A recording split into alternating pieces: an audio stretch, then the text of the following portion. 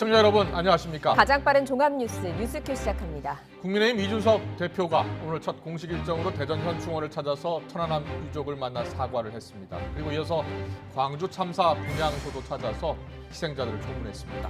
민주당은 국민의힘 이준석 대표에게 여야정 상설협의체 가동을 요청했고요. 이 대표는 이른 시일 안에 정례화하자며 긍정적으로 화답했습니다. 국회로 가보겠습니다. 최영 기자. 네, 국회입니다. 네, 민주당이 제안한 여야정 상설협의체, 자 어떤 취지입니까? 네, 한마디로 정리하면 앞으로 잘해보자는 뜻으로 읽힙니다. 이 송영길 대표는 오늘 국민의힘이 새 지도부 선출을 계기로 이 합리적 보수로 거듭나길 바란다고 당부했는데요. 여야가 협력하는 관계를 만들자며 여야정 상설협의체 가동을 이렇게 제안했습니다. 소상공인 손실보상이나 부동산 안정 등 초당적 협력이 필요한 사안들이 많습니다. 이런 현안에 대해 여야가 폭넓게 소통, 협력할 수 있는 제도적 틀이 이미 갖추어져 있습니다. 이 같은 제안에 국민의힘 이준석 대표는 제안을 긍정적으로 평가한다며 이른 시일 안에 정례화하자고 답했습니다. 민주당은 국민의힘이 이준석 돌풍으로 관심을 모으자 입법 속도전으로 맞대응에 나선 모양새입니다.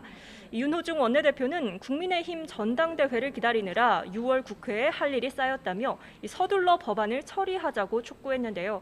이 새로운 정치는 국민의힘이 쳐놓은 입법 바리케이트부터 철거해야 한다며 압박에 나섰습니다.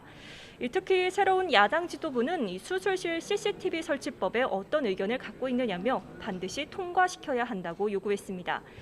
국민의힘 이준석 대표를 끝으로 여야 지도부가 완전히 꾸려지면서 그동안 미뤄져왔던 여야 협상에도 속도가 붙을지 관심이 쏠립니다. 네, 그리고 국민의힘 이준석 대표가 첫 지도부 회의를 열었습니다. 어떤 얘기가 나왔습니까? 네, 이준석 대표 이번에도 변화를 강조했습니다. 이 앞으로의 파격은 새로운 여의도의 표준이 돼야 한다고 운을 뗐는데요. 직접 들어보시죠. 다양한 생각이 공존할 수 있는 그릇이 되어야 하고요. 변화에 대한 두려움보다는 새로움에 대한 기대가 우리의 언어가 되기를 바라면서 그러면서 자신이 서울시 자전거 따릉이를 탄 게 큰 이슈가 될 줄 몰랐다며 젊은 세대에겐 친숙하지만 주류 정치인에게 외면받았던 논제를 적극 선점하고 다루겠다고 강조했습니다. 이 파격을 예고한 이 대표는 앞서 첫 공식 일정에서도 여의도 문법을 완전히 깨뜨렸습니다. 이 정치인들이 관례로 국립서울현충원을 찾는 것과 달리 이 서해수호 희생 장병이 묻힌 대전현충원을 방문한 건데요. 그 배경에 대해선 이렇게 말했습니다.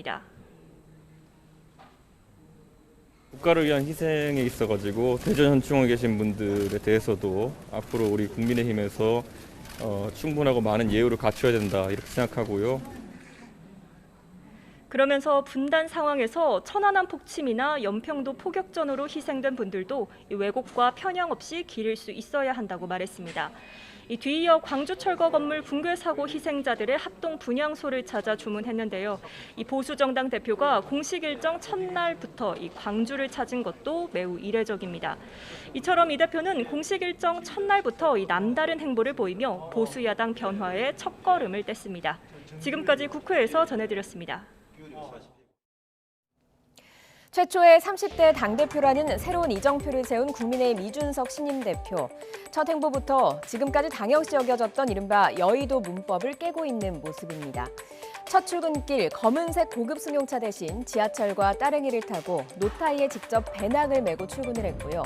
서울 현충원 대신 대전 현충원으로 첫 공식 일정을 잡아서 눈길을 끌기도 했습니다. 일반적으로 전당대회에 나선 당대표 후보들은 캠프 사무실 임대료에 한 번에 보낼 때 2천만 원이 홍보 문자 메시지, 또 차량 지원 비용, 인건비까지 포함해서 1억 5천만 원의 후원금 한도를 다 써왔습니다. 하지만 이준석 후보는 캠프 사무실을 두지 않았고요. 홍보 문자 메시지도 대체로 생략을 했고요. KTX 등 대중교통을 이용을 하면서 이동을 하며 이번 전당대회 선거운동 비용으로 3천만 원을 썼습니다. 하지만 이런 행보는 이준석이어서 가능한 일이었다, 이런 평가도 있습니다. 10년 동안 잦은 언론 노출로 확보한 대중적인 인지도가 있었기 때문에 산무 선거운동도 성공할 수 있었다는 겁니다. 이런 현상을 바라보는 여당의 고민은 깊습니다. 산술적으로는 민주당 내 청년 정치인이 더 많지만 이준석이 없다라는 이야기가 나오고 있는 겁니다. 민주당 젊은 청년 정치인 선두에는 재선의 박주민, 박용진 의원이 있고요. 김혜영 전 최고위원도 꼽힙니다. 청년 몫의 공천과 최고위원 발탁으로 입성한 2030 정치인들도 포진해 있습니다. 이른바 초선 5인방으로 불리는 인물들이 대표적이죠. 또 송영길 대표가 발탁한 이동학 최고위원 그리고 이낙연 전 대표가 기용한 25살의 박성민 전 최고위원도 청년 목소리를 대표할 인사로 꼽히고 있습니다. 하지만 이준석 같은 돌풍을 불러일으키기에는 무언가 부족하다는 고민이 여당 내에서 나오고 있는 겁니다. 좁아진 취업문, 올라도 너무 오른 집값으로 불안한 미래를 가진 청년층은 정치 무관심층에서 캐스팅 보터로 바뀌었습니다. 4.7 재보궐선거 결과에 반영된 2030 세대의 표심이 시작점이었죠. 오히려 요즘엔 너 더불어민주당 지지하냐? 조롱과 비하의 이야기가 돼버린 것 같습니다. 민주당이 하면 다를 줄 알았습니다. 그런데 아니었습니다. 어떤 분은 구졸자에게 세계여행 경비 1,000만 원을 지급해준다고 하고 어떤 분은 군을 제대한 청년들에게 3,000만 원씩 지급한다고 하고 청년들은 더 이상 이런 공약들에 속아 표를 주지 않습니다. 4.7 재보궐선거에 이어 30대 당대표의 출연까지 우리도 바꿀 수 있다라는 정치적인 효능감을 맛본 20, 30대의 정치적 참여는 정치권에 여러 변화를 가져올 것으로 예상되고 있습니다. 이준석 대표의 당선을 이준석의 승리라기보다는 기존 정치의 패배로 봐야 한다는 목소리도 나오고 있는 가운데 민주당은 이 바람에 어떻게 합류할 수 있을지, 국민의힘에선 이 바람을 어떻게 계속 이어갈지 정치권의 고심도 더 깊어질 것으로 보입니다. 30대 후보 가운데 처음으로 이준석 당대표가 선출되면서 지금 정치권에는 청년 돌풍이 불고 있습니다. 선출직 최고위원회에서도 여성과 청년이 대거 입성해서 이번 파란이 단순한 바람이 아님을 보여줬습니다. 이번 돌풍이 우리 정치권에 어떤 변화를 몰고 올지도 주목이 되는데요. 국민의힘 지도부 가운데 가장 젊은 90년생 김용태 최고위원과 함께 이야기 나눠보겠습니다. 최 의원님 나와 계십니까? 안녕하십니까, 김용태입니다. 네, 안녕하십니까. 먼저 당선 축하드립니다. 감사합니다. 이번 전당대회에서 청년층의 돌풍이 참 거셌잖아요. 민심도, 당심도 이런 현상을 뒷받침해줬습니다. 자, 민심과 당심이 국민의힘에 무엇을 지금 원하고 있다고 생각하십니까? 네, 국민들께서는 변화와 혁신을 원하시고 계신다고 생각합니다. 예를 들면 이준석 당대표께서 따릉이를 탄 거 가지고도 되게 화제가 되고 있는데요. 일반 국민들께서는 굉장히 많이 이용하는 자전거 중에 하나인데 여의도에서는 굉장히 생소했던 것으로 화제가 된 것 같습니다. 네. 우리 정치가 국민과 어떤 괴리감이 있었던 것 같고요. 이 부분을 좀 메꿔줄 필요가 있다고 생각했습니다. 네, 국민들 그리고 당원들 모두 변화를 요구하고 있다. 그 변화에 대한 요구가 나타났다. 이렇게 표현하셨는데, 자, 김용태 최고위원도 보니까 1990년생입니다. 이준석 대표보다 5살 어립니다. 자, 국민의힘이 이제 앞으로 어떤 변화, 실제로 변화가 나타날지가 큰 관심인데요. 무엇보다도 신구의 조화가 지금 가장 필요할 때가 아닌가라는 생각도 듭니다. 어떤 요구가 있어야 된다고 보십니까? 네, 저희는 우리 당 지도부가 국민 여러분들께 골고루 사랑받기 위해서 노력해야 한다고 생각합니다. 우리 당의 정강 정책 기반 위에서 보다 건강하고 다양한 의견을 많이 내고 그것을 통해서 보다 폭넓은 스펙트럼을 통해서 안정적인 정권 교체가 가능하다고 생각되고요. 저도 역시 지도부에서 좀 더 넓은 보수의 가치를 확장하고 스펙트럼을 넓혀 나가서 많은 국민들께 지지를 받을 수 있도록 노력하겠습니다. 네, 오늘 지도부 교체 후에 첫 최고위원회가 열렸죠? 예, 맞습니다. 네, 자, 여러 현안들이 있을 텐데요. 먼저 홍준표 의원 복당 문제 같은 혹시 현안도 논의가 됐습니까? 예, 그 부분도 원론적인 말씀에서 있었습니다. 대표께서 일단 원내 구성원들과 당원 여러분들의 의견을 수렴하는 절차가 필요하다고 말씀하셨고 여기에 대해서 최고위원분들도 모두 동의하셨습니다. 네, 최고위원분들 가운데 좀 다른 의견을 내신 분들은 없었나요? 예, 일단은 의견이 모아져야 된다는 것에 대해서 모두 다 동의하셨고요. 이 부분은 대표께서 이번 주 안으로 의견을 좀 수렴할 수 있는 절차를 가지시겠다고 말씀하셨습니다. 네, 그렇다면 조만간 복당 문제가 매듭이 지어지겠네요. 어떻게 전망하세요? 뭐 의견에 대해서 특별한 뭐 이유가 없다면 반대하는 이유가 없다면 뭐 이게 그렇게 될 것 같습니다. 알겠습니다. 자, 새 지도부의 최대 과제 내년 대선 승리일 겁니다. 자, 윤석열, 안철수 등 이른바 당 밖의 인사들 8월 경선 버스에 동시에 탑승해야 한다. 이런 생각을 이준석 대표가 밝혔는데 동의하십니까? 예, 저는 당 대표님의 생각에 동의하고 있습니다. 저희 예. 당은 공당이기 때문에 특정인을 위해서 뭐 경선 일정을 늦추거나 빠르게 할 그럴 것은 적절치 않다고 생각되고요. 네. 공당으로서 저희 룰에 따라서 입당하셔가지고 합당하셔서 경정하게 링 위에서 경쟁을 치렀으면 좋겠습니다. 윤석열 전 총장은 아직 입당이 결정된 바 없다라는 입장을 또 간접적으로 밝혔는데요. 이준석 예. 대표는 스스로 들어와 주길 지금 기대하고 있지 않습니까?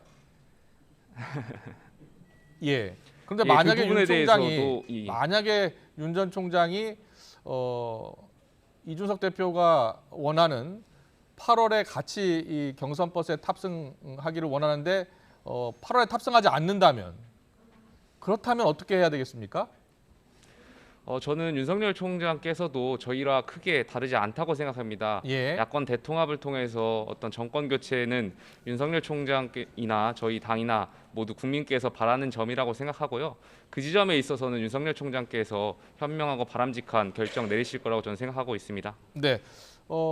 일각에서는 좀 더 적극적으로 영입을 해야 되는 것 아니냐라는 의견을 갖고 있는 분도 있는 것 같은데 어떻게 생각하세요? 예, 그 부분에 대해서는 저희 지도부를 좀 더 믿고 지켜봐 주시면 될 것 같습니다. 예. 또 다른 하나의 중요한 축이죠. 야권 통합. 자, 외연 확장일 겁니다. 자, 안철수 국민의당 대표와의 합당 문제도 마무리 지어야 할 텐데요. 오늘 혹시 최고위원회의에서 이 이야기가 나왔습니까? 아닙니다. 안철수 대표님과 관련해서는 특별한 이야기는 없었고요. 예, 없었습니다. 아, 그렇군요. 그렇다면 개인적으로 언제쯤 마무리가 돼야 된다고 보십니까? 그것도 윤석열 총장님과 마찬가지로 저희 예, 어떤 예. 룰에 따라서 좀 같이 함께 하셨으면 좋겠습니다. 예. 적극적으로 우리 김영태 최고위원도 이제 의견을 제시했으면 좋겠습니다. 네. 예, 당직 알겠습니다. 추가 인선도 지금 관심인데요. 황보승이 수석 대변인이 예, 예. 결정됐고요. 또 서범수 예, 오늘 비서실장도 결정됐습니다. 정해졌습니다. 다른 주요 당직, 정책위 의장, 뭐 사무총장 이런 인선은 지금 어떻게 진행되고 있습니까?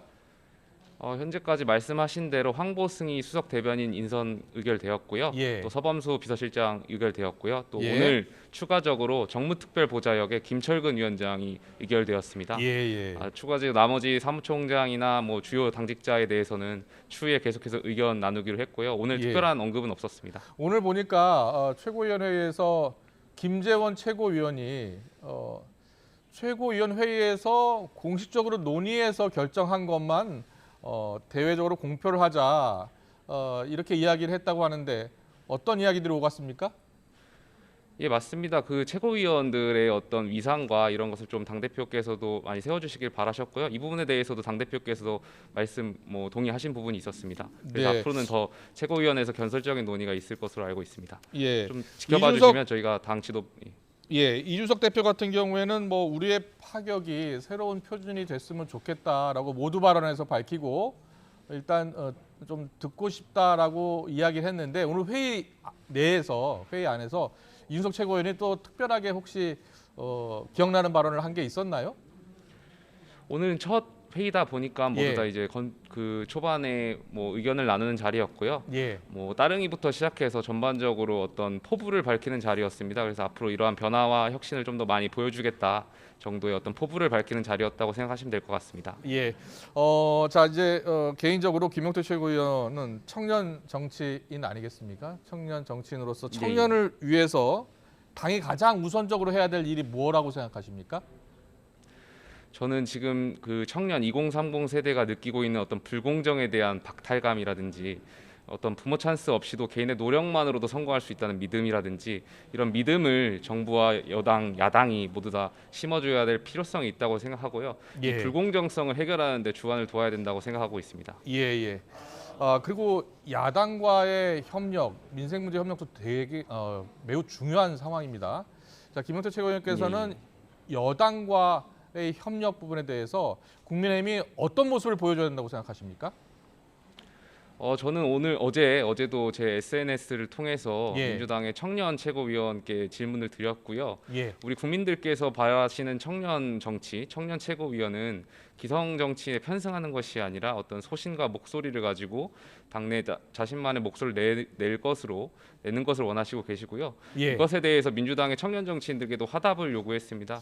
이를 통해서 양 당의 어떤 청년 정치가 국민 여러분들께 바라는 점이 될 수 있도록 이상향이 될 수 있도록 많이 노력하겠습니다. 예, 알겠습니다. 김용태 최고위원 좀 더 적극적으로 청년의 목소리를 대변해 주시기 바랍니다. 감사합니다. 네, 김용태 최고위원과 함께했습니다. 잘 들었습니다.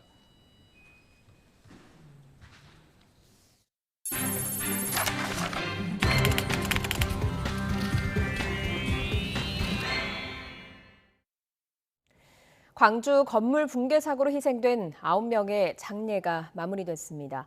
경찰은 건물 붕괴 원인뿐만이 아니라 조직폭력배 개입 여부 등 재개발 조합 전반으로 수사를 확대하고 있습니다. 김범한 기자입니다. 무너진 건물이 버스를 덮치면서 숨진 9명 가운데 나이가 제일 어린 고등학생 김모군. 해맑게 웃고 있는 영정 때문에 조문 개그 눈시울을 더 붉히게 했던 김군이 돌아올 수 없는 길을 떠났습니다.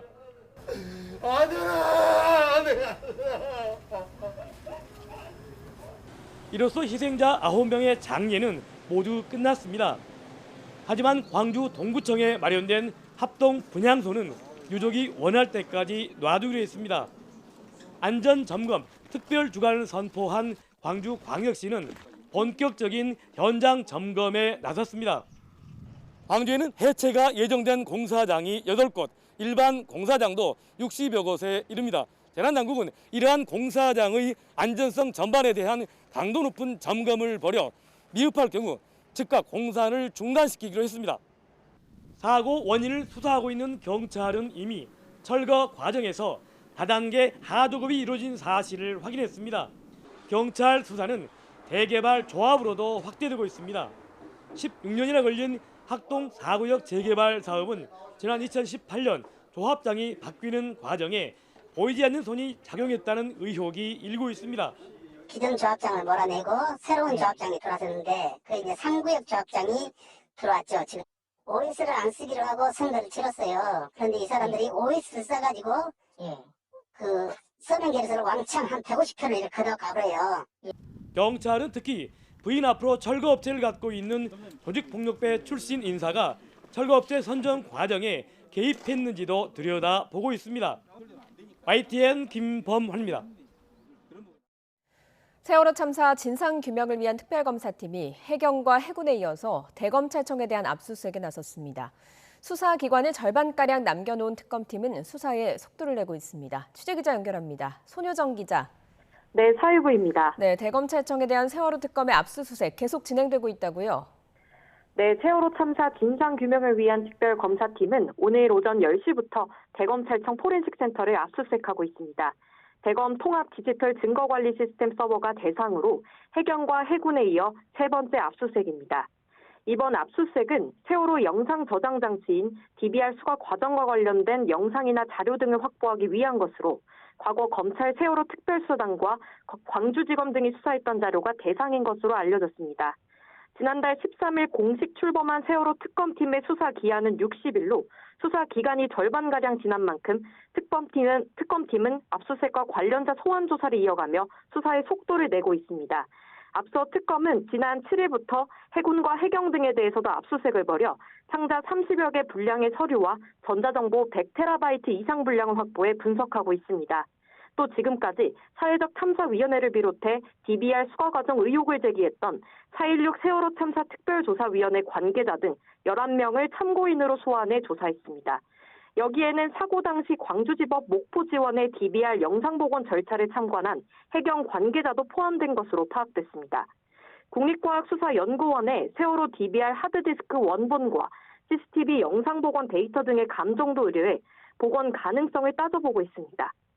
세월호 특검팀의 핵심 수사 대상은 세월호 CCTV 데이터 조작 의혹과 함께 해군과 해경의 세월호 DBR 수거 과정 관련 의혹 등입니다. 지난 2014년 8월 검찰이 복원한 세월호 CCTV에는 참사 발생 3분 전 영상만 존재해 CCTV 조작 의혹이 제기됐고 세월호 특별조사위원회는 해군이 세월호에서 수거했다는 DBR과 검찰이 확보한 DBR이 서로 다르다며 검찰 수사를 의뢰했습니다. 하지만 참사가 발생한 지 7년이 지나 조사에 한계가 있는 데다 압수수색 등으로 확보한 기록이 무척 방대한 것으로 알려졌습니다. 특검이 출범 직후 국회와 검찰 등 세월호 사건을 다루었던 기관으로부터 입수한 기록들도 있는데 800여 건 분량과 전자정보 40여 테라바이트 분량에 달합니다. 이에 자료 분석에만 시간이 더 소요될 수 있는 만큼 특검팀은 대통령 승인을 받아 수사기간을 30일 연장하는 방안도 검토하고 있는 것으로 전해졌습니다. 지금까지 사회부에서 전해드렸습니다.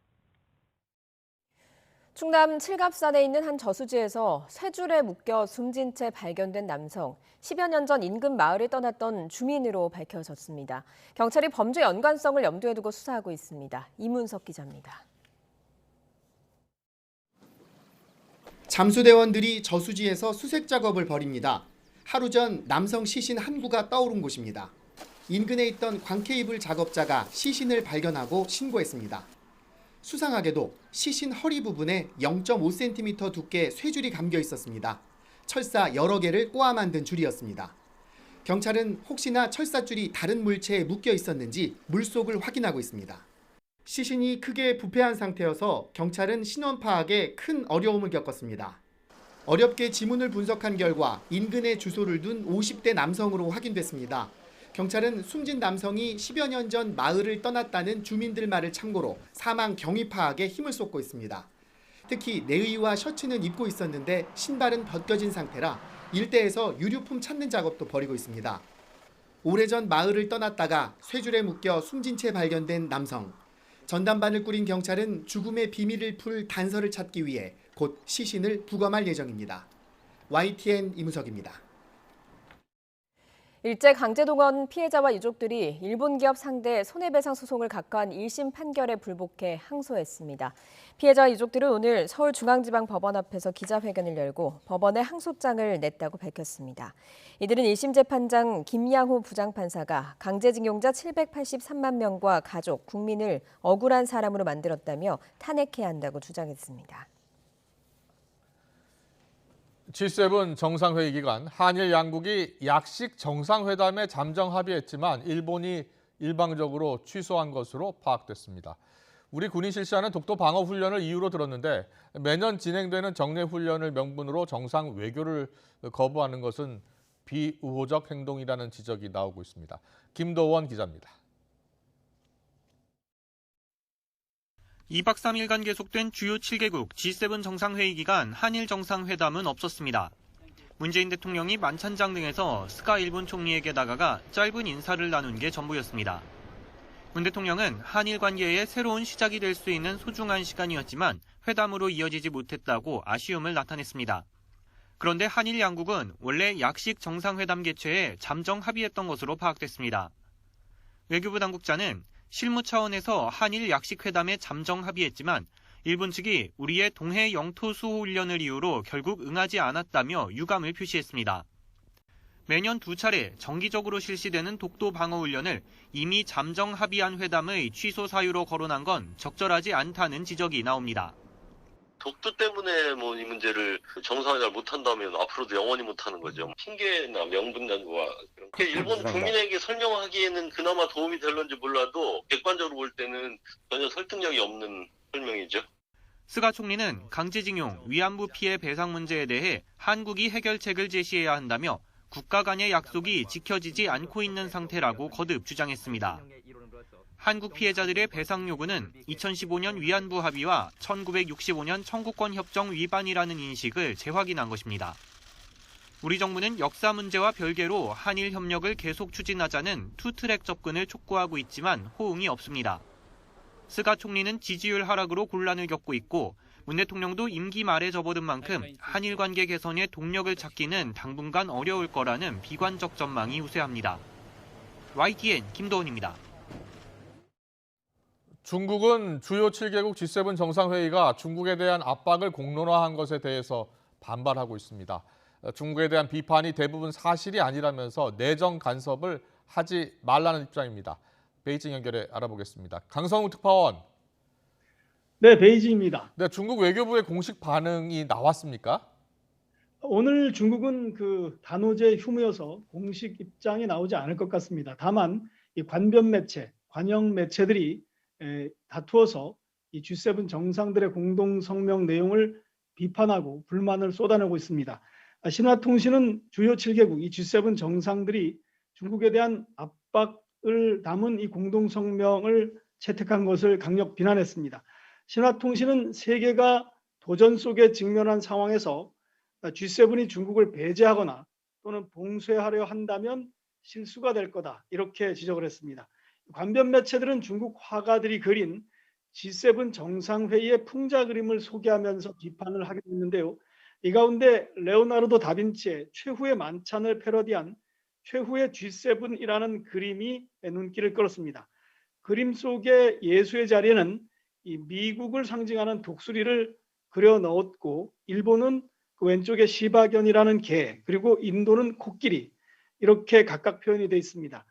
미국은 달러를 마음대로 찍어내고 일본은 원전 오염수를 잔에 따르고 있고 인도는 탁자 아래쪽에 앉은 환자의 모습을 각각 묘사하고 있습니다. 이 탁자 오른쪽에 보면 이렇게 붉은색 중국 지도가 그려져 있는데 중국 관변 매체는 이 그림이 G7이 중국을 압박하기 위해서 모였지만 이것이 마지막 만찬이라는 뜻이다라면서 G7 정상회의를 깎아내렸습니다. G7이 이 신장지구 인권 문제 그리고 타이완 문제 등 예민한 부분에 대해서 대부분 언급을 했는데요. 자, 이런 사안들에 대해서 중국은 어떤 입장을 밝히고 있습니까? 네, 오늘 외교부가 휴무여서 이런 부분에 대해서는 정상회의가 열렸던 영국의 중국 대사관이 별도의 자료를 내서 조목조목 반박을 했습니다. 총론적으로 보면 G7의 이번 공동 성명이 중국을 겨냥한 소 집단의 강권적 행태다라고 비판을 하면서 이런 내정 간섭을 즉각 중단하라고 촉구했습니다. 특히 신장 인권 문제에 대해서는 있지도 않은 것을 만들어내서 비판하고 있다고 반박을 했고 홍콩은 이미 반환이 돼서 중국 헌법과 홍콩의 기본법에 따라 통치가 되고 있다 이렇게 설명했습니다. 이 G7이 타이완 해협의 안정과 평화적 문제 해결을 촉구한 부분에 대해서는 타이완은 중국의 핵심 이익이라면서 외부의 개입을 용납하지 않겠다는 단호한 입장을 재확인했습니다. 아울러 중국은 타이완과의 통일을 추진하고 있다면서 하나의 중국 원칙을 존중하라 이렇게 촉구하기도 했습니다. 네, G7 이 정상회의에서는 코로나19 기원 문제에 대해서도 중국에 대해 2단계 조사를 요구했는데요. 중국은 이에 대해서 어떻게 입장을 밝히고 있습니까? 사실상 거부한 거나 마찬가지인데요. 중국은 개방적인 그리고 투명한 태도로 1차 조사를 중국을 포함해서 모두 마쳤다. 이렇게 입장을 밝혔습니다. 그러면서 이런 성과를 부정하는 것은 비과학적인 태도다라면서 코로나19를 정치화하지 말라고 반박을 했습니다. 관영신화통신은 또 G7이 1년간 10억 회분의 백신을 제공하겠다는 계획에 대해서도 턱없이 부족한 수준이라면서 평가절하했습니다. 기후변화 대응과 관련해서 G7 정상들이 약 1조 원 규모의 모금 계획을 밝혔지만 구속력이 있는 합의나 일정은 제시하지 못한 것이다. 이렇게 비판을 내놨습니다. 사실상 미국과 중국이 정면으로 맞서는 양상인데요. 이런 상황은 G7 정상회의 개막일이었던 지난 금요일에 토니 블링컨 미 국무장관 그리고 양제츠 중국 공산당 외교 담당 정치국원의 통화에서 이미 어느 정도 예견이 됐습니다. 양국의 외교 분야 최고 책임자인 두 사람의 통화는 지난 3월 알래스카 담판 이후 3개월 만에 첫 접촉인데 거의 모든 현안에서 첨예한 입장 차이를 그대로 드러냈습니다. 이런 가운데 오늘 벨기에에서는 북대서양 조약기구 이 나토 정상회의가 개막할 예정인데 여기서도 중국의 위협에 공동 대응한다는 내용의 성명이 발표될 예정이어서 미중의 대결 국면은 점점 고조될 것으로 보입니다. 지금까지 베이징에서 YTN 강성웅입니다. 오늘 코스피 지수가 소폭 올랐습니다. 3,252.13으로 마감했는데요. 불과 0.01포인트 차이로 종가 기준 최고치를 경신했습니다. 취재기 연결합니다. 박병환 기자, 네, 경제부입니다. 네, 일단 아주 소폭입니다. 거의 보합 수준이었는데요. 일주일 만에 코스피가 최고치를 경신한 거라고요? 네, 그렇습니다. 오늘 코스피가 전 거래일보다 2.81포인트, 0.09% 오른 3,252.13으로 마감해 7일 만에 다시 최고치를 경신했습니다. 종가 기준 종전 최고치는 지난 7일 기록한 3,252.12여서 불과 0.01포인트 차이로 새 기록이 나온 것입니다. 오늘 코스피는 전장보다 0.28포인트, 0.01% 오른 3,249.60으로 시작해 하락했으나 오후 들어 낙폭을 줄이며 상승세로 전환했습니다. 외국인이 240억 원, 기관이 3,300억 원 이상을 순매도했으나 개인이 3,500억 원 이상을 순매수해 지수 상승을 이끌었습니다. 카카오가 5.17% 상승해 14만 2,500원에 거래를 마쳤고 삼성전자는 0.62% 하락해 8만 5천 원에 거래를 마쳤습니다. 코스닥은 6.28포인트 0.63% 오른 997.41에 거래를 마쳤습니다. 원달러 환율은 5.9원 오른 1,116.7원에 마감했습니다. 지금까지 경제부에서 전해드렸습니다. 지난 7일 화이자 백신을 맞은 20대 육군 병사가 갑자기 숨져서 군 당국과 보건 당국이 조사에 나섰습니다. 육군 수도방위 사령부 소속 23살 박모 병장은 지난 7일 부대에서 화이자 백신으로 1차 접종을 받은 뒤 어제 오전 7시 45분쯤 생활관에서 의식이 없는 상태로 발견돼서 병원으로 긴급 후송됐지만 숨졌습니다. 유가족은 박 병장이 평소 앓던 기저질환이 없었고 외관상 폭행 흔적 같은 특이 사항도 발견되지 않았다고 말했습니다. 백신 접종에 속도가 붙으면서 접종 후 이상 반응 신고 건수도 꾸준히 늘고 있습니다. 예방접종 대응 추진단에 따르면 지난 12일과 13일 백신을 맞은 뒤 이상 반응이 의심된다고 보건당국에 신고한 사례는 총 2,213건으로 집계됐습니다. 이 중 사망 신고는 6명 추가됐으며 아나필락시스 의심 신고는 12건 늘었습니다. 당국은 접종과의 인과성에 대해 정밀 조사하고 있습니다. 허인환 인천 동구청장이 구의원 등 5명과 함께 맥주를 마셔서 방역수칙을 위반한 것에 대해 공식 사과했습니다. 허 구청장은 국민 모두 코로나19로 힘겨워하고 있는 지금 변명의 여지가 없는 사태가 발생해서 깊이 사과드린다며 인천시와 행정안전부 등 상급기관의 철저한 조사를 받겠다고 밝혔습니다. 2학기 전면 등교를 앞두고 오늘부터 수도권 중학생들이 더 자주 등교를 할 수 있게 됐습니다. 직업계 고등학교 학생들은 매일 등교를 시작했습니다. 교육부는 등교를 확대하면서도 현재 밀집도를 유지할 수 있도록 학사 운영 자유를 보장한다는 방침입니다. 취재기자 연결합니다. 김혜린 기자. 네, 서울 목동 월천중학교에 나와 있습니다. 오늘부터 수도권 중학교 등교 인원이 대폭 늘었는데요. 분위기는 어떻습니까? 네, 오후 2시 반쯤부터 학교를 시작한 아이들의 얼굴에는 웃음꽃이 활짝 피었습니다. 비대면 수업에서는 어색하던 친구들을 직접 만나 학교 생활이 훨씬 더 즐거워졌다는 반응이었는데요. 오늘 월촌중학교 1학년 선생님 모시고 이야기 나눠보겠습니다. 안녕하세요. 안녕하세요. 3분의 2 등교가 시작된 이후에 학교 분위기가 어떻게 달라졌나요? 네, 우리 학교는 3월 15일 이후 학생, 교사, 학부모의 요청으로 3분의 2 등교를 실시하고 있습니다. 등교 수업 일수의 확대로 학부모와 학생의 만족도가 매우 높으며 교사도 학업 격차 해소, 생활 지도가 용이하여 만족도가 높습니다. 저 또한 등교 수업을 더 선호합니다. 근데 이제 2학기부터는 전면 등교가 시작된다는 이야기가 있는데 좀 학교에서 우려하시는 부분은 어떤 부분이실지요? 네, 크게 두 가지가 우려가 되는데요. 첫 번째로 학교 내 감염 문제입니다. 과밀학급이라 교실 내 밀집도가 높아서 한반 전체가 감염될 우려가 있다고 생각합니다. 둘째로 학생 간 거리 두기의 어려움입니다. 등교 인원이 늘어나면 학생 간 접촉이 증가하게 될 텐데 예를 들면 어깨동무 같은 신체 접촉 등의 빈도가 높아질 우려가 있어서 교사들이 순회 지도하면서 생활 지도를 하려고 노력하고 계획하고 있습니다. 네, 마지막으로 앞으로 학교에서 조금 이런 부분 방역에 신경 쓰고 있다 이런 게 있으실까요? 네, 기본적인 방역 수칙은 매일매일 강조하고 있습니다. 그리고 그 외에 매일 아침 책걸상을 소독하고 있으며 쉬는 시간마다 환기 지도를 하고 있습니다. 또한 급식 지도를 할 때에도 배식 전 손 씻기를 의무화하고 있으며 배식 간에도 배식 간 친구들 간의 사이 간격을 유지하도록 노력하고 있습니다. 오늘 인터뷰 응해주셔서 감사합니다. 네, 감사합니다. 네, 이곳은 다른 학교들과 달리 선생님들의 요청으로 이미 3월부터 3분의 2 등교가 시작되고 있었는데요. 이번 주에 1, 2학년 1000여 명이 등교하면 다음 주에 2, 3학년 1000여 명이 등교하는 시기입니다. 비슷한 방식으로 오늘부터 수도권 전체 중학교에서 등교가 확대됐습니다. 2학기 전면 등교를 앞두고 현행 사회적 거리두기 2단계에서의 학교 밀집도 기준을 기존 3분의 1에서 3분의 2로 조정하기로 한 건데요. 이에 따라 그동안은 다른 지역이나 초등학교, 고등학교에 비해 낮았던 수도권 중학생들의 등교 횟수가 늘어날 전망입니다. 지난달 말 기준 수도권 중학교 등교율은 48.3%에 불과했는데요.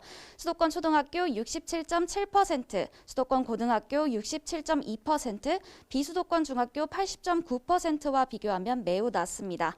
그간 학습 결손과 대입 준비를 이유로 초등학교 저학년과 고등학교 3학년은 매일 학교에 갔지만 중학교에는 별다른 지침이 없었기 때문입니다.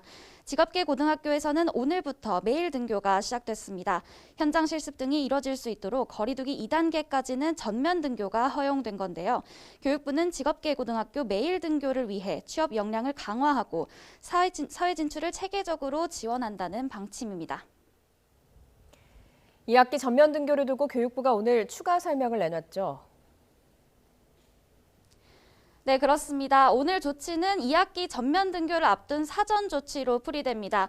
교육부는 오늘 이와 관련해서 밀집도를 유지하면서도 등교를 확대하는 방안을 고민하고 있다고 밝혔는데요. 네, 이곳과 같이 과밀 학급인데도 감염 사례가 없는 우수 사례들을 모으고 있다면서 이달 중에 2학기 등교 로드맵 발표에 앞서 시차제 등교 등을 시사하기도 했습니다. 오전 오후반과 같은 유연한 학사 운영을 허용해서 학교가 스스로 수업 일수를 늘리도록 하는 방안을 검토하고 있는 겁니다. 또 공통의 밀집도 기준을 정하되 학교 자율성을 충분히 보장하겠다는 방침인데요. 앞서 교육부는 코로나19가 장기화하면서 학생들의 학습, 심리 결손이 나타나고 사회성이 떨어지는 문제를 지적했습니다. 전면 등교를 추진하는 이유이기도 합니다. 이에 대해 환영하는 목소리가 나왔지만 방역 부담이 커져 시기상조라는 우려의 목소리도 여전합니다. 특히 급식실에서 끼니를 해결해야 하는 학교의 경우에는 학생들을 분산시키는 데 어려움이 크다는 의견이 있는데요. 현장에서는 등교 확대에 앞서 질서 지도와 교내 소독 등에 필요한 방역 인력과 방역 예산을 지원해달라고 요청하고 있습니다. 지금까지 서울 목동 월촌중학교에서 YTN 김혜린입니다.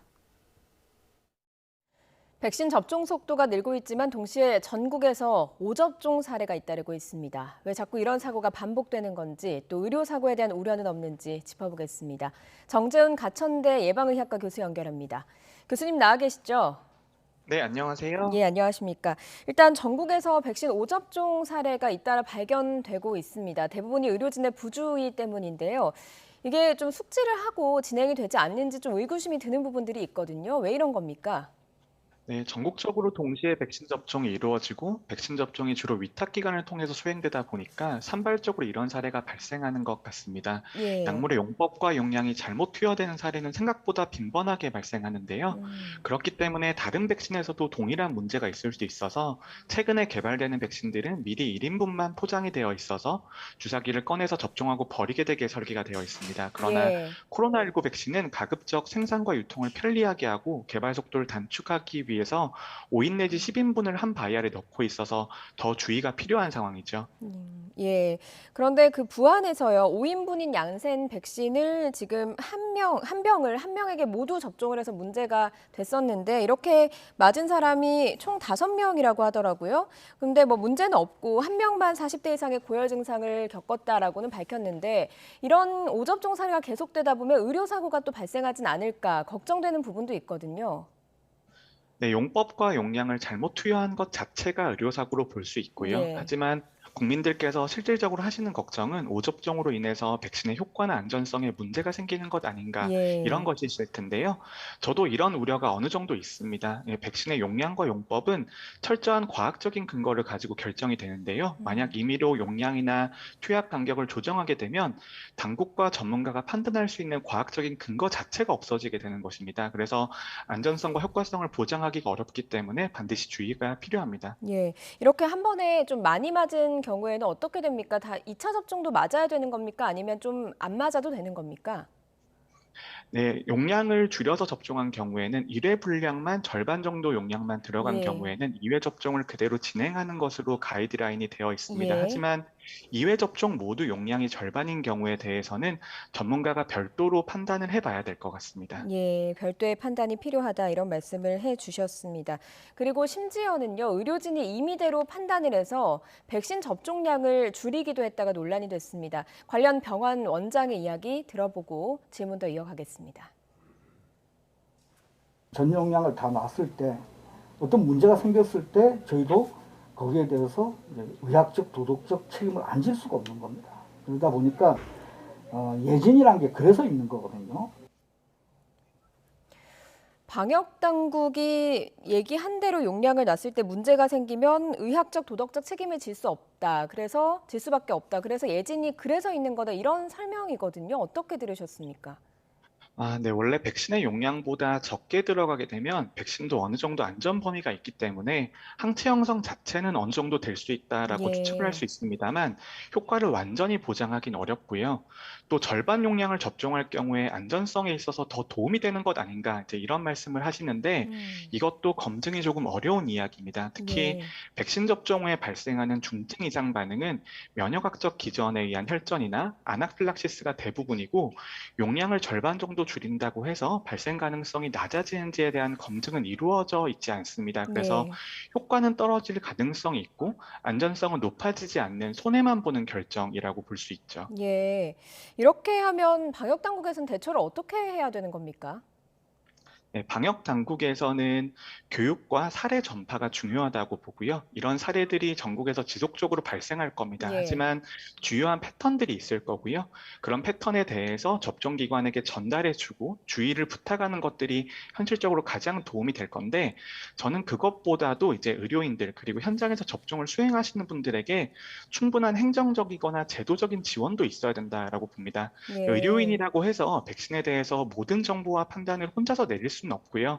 그리고 일상적인 업무에 부과해서 민간 의료기관이 백신 접종이라는 국가적 업무를 도와드리고 있는 상황인데 예. 현재 정부의 민간 의료기관에 대한 지원이 좀 부족하다고 볼 수 있고요. 예를 들어서 자녀 백신 예약 시스템만 해도 순전히 민간 의료기관의 직접적인 입력에만 의존을 하고 있고 예약 업무나 전화 상담 등에 대해서도 별도의 지원이 없는 상태인데 예. 교육이나 뭐 조사 같은 조치들이 도움이 될 수는 있겠습니다만 행정적인 지원과 교육이 수반이 되어야 되고요. 사례 전파를 통해서 매뉴얼을 지속적으로 업데이트하는 게 중요할 것 같습니다. 예. 그런데요, 교수님, 그 현장에서 이제 백신을 맞으면서 혹시나 나에게도 좀 접종할 때 오류가 생기지 않을까 걱정하시는 분들 많을 것 같거든요. 마냥 무턱대고 의료진을 믿어야 하는 건지 아니면 좀 확인할 수 있는 방법이 없는 건지도 궁금하거든요.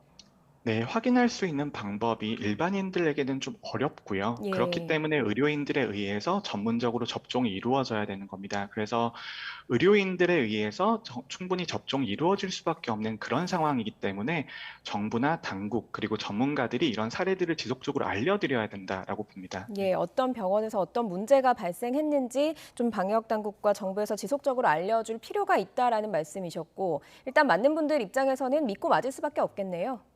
네, 그런 상황입니다. 예, 알겠습니다. 그리고 지난주부터 얀센 백신 접종이 시작됐거든요. 그런데 문자 조사를 했다고 해요. 그런 22%가 전신 반응, 뭐 열이 나고 근육통이 있고 뭐 이랬다고 하는데 좀 일반적인 증상이라고 보면 되는 걸까요?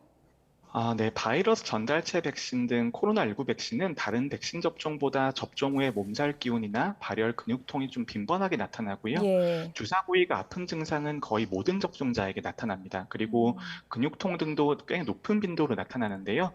이런 사실 자체는 이미 많은 국민들께서 알고 계시지만 그래도 접종 현장에서 이런 증상이 어떻게 생길 수 있고 대처를 할 수 있는지에 대해서 알려드릴 필요가 있다라고 봅니다. 예. 언제나 더 알려드리는 게 더 중요합니다.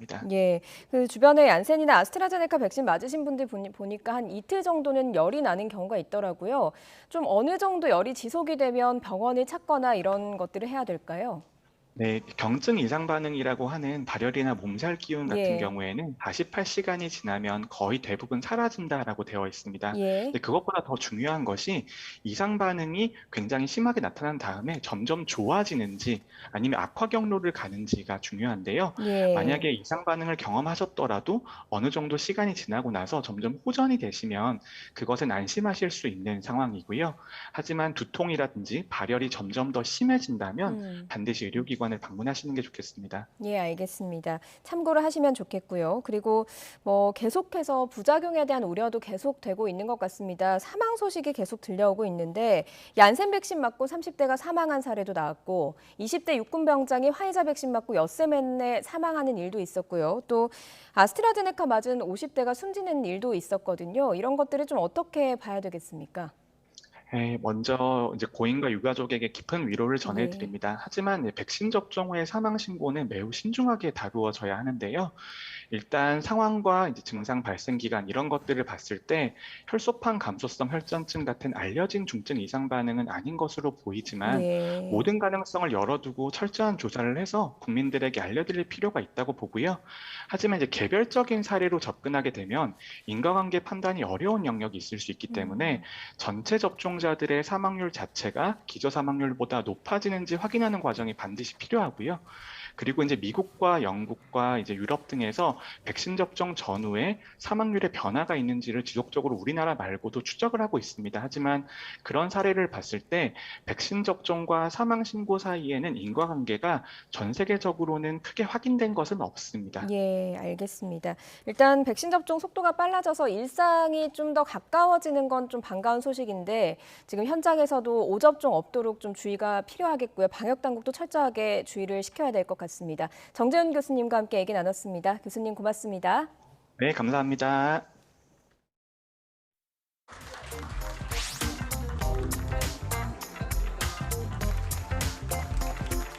따르릉 따르릉 비켜나세요. 자전거가 나갑니다. 따르르르릉.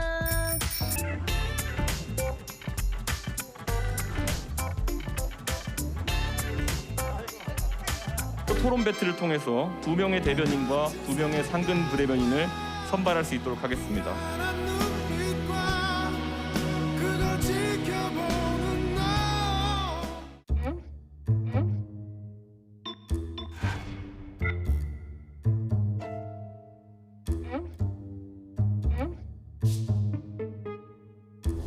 바람아 멈추어 다오.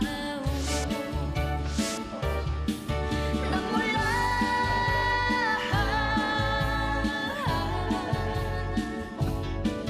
바람아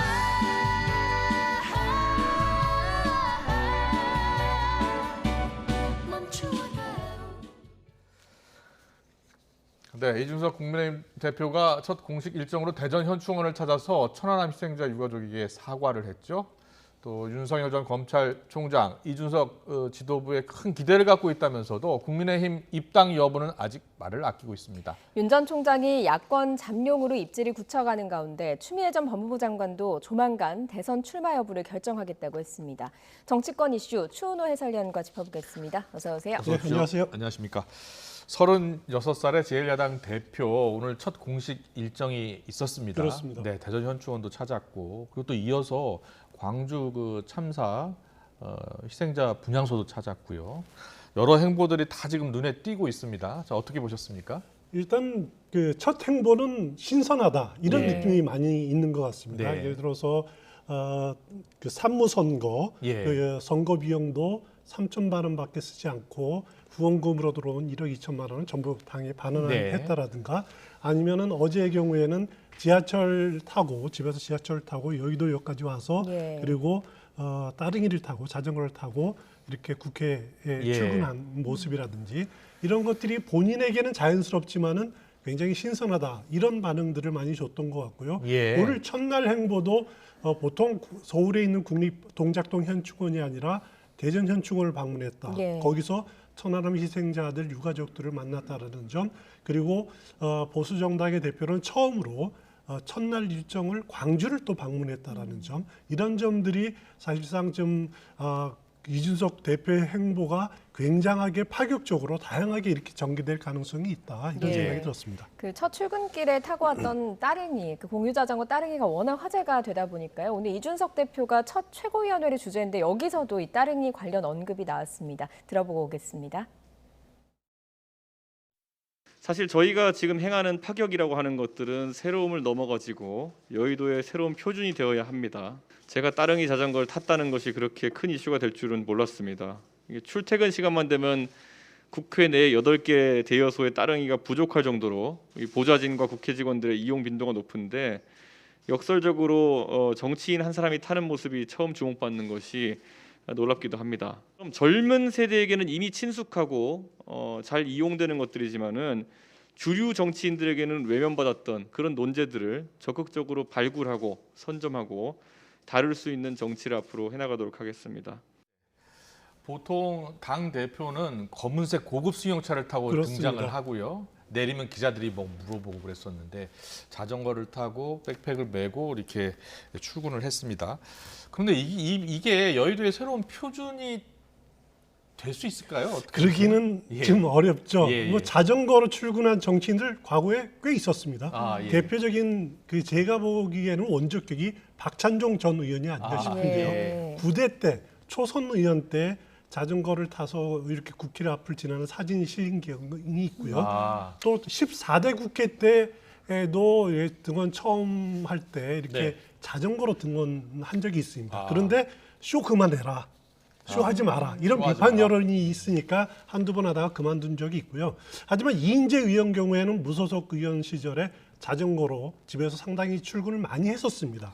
심지어는 인라인 스케이팅으로 출근한 의원도 있습니다. 그랬습니까? 그러니까 예. 정병국 의원 경우에는 인라인 예. 스케이팅을 좋아했기 때문에 출근 많이 한 의원도 있고 심지어는 가까운 곳에서 그 달리기로 마라톤으로 출근한 의원들도 상당히 있었는데 그런 경우가 이제 지속적으로 한 의원들도 있었지만은 이준석 의원의 경우에는 물론 앞으로 고급 승용차를 이용할 기회도 많이 있을 겁니다. 네. 필요하면 할 수 있는 거고 또 이번에 이제 뭐 지하철 따릉이 이용하는 것이 본인의 파격이 아니라 본인의 일상이 됐으면 좋겠습니다. 예. 그런 모습들을 흔히 볼 수 있는 그런 모습들이 됐으면 좋겠다라는 생각을 해봅니다. 뭐 이준석 대표가 이렇게 지하철을 타고 자전거를 타고 이러는 게 사실 반가운 이유 중에 하나가 지하철을 타면서 막 출근길에 시민들하고도 좀 부대끼고 뭐 출근길 그렇습니다. 어려운 상황도 보고 이런 것들을 하면서 정치가 좀 바뀌고 생활에 밀접적으로 좀 영향을 미치지 않을까 하는 기대감 때문인 것 같습니다.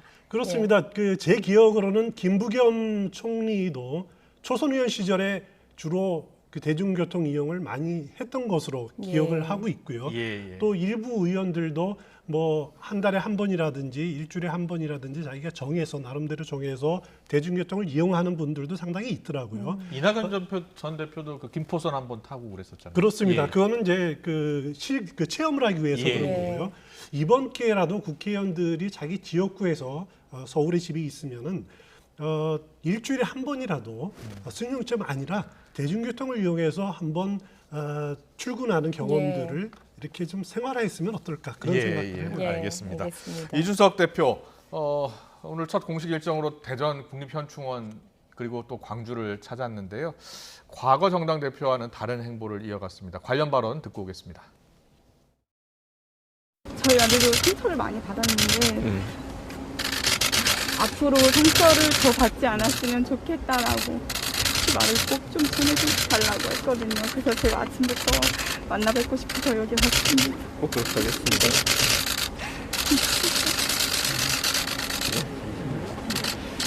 앞으로 자주 인사드리겠습니다.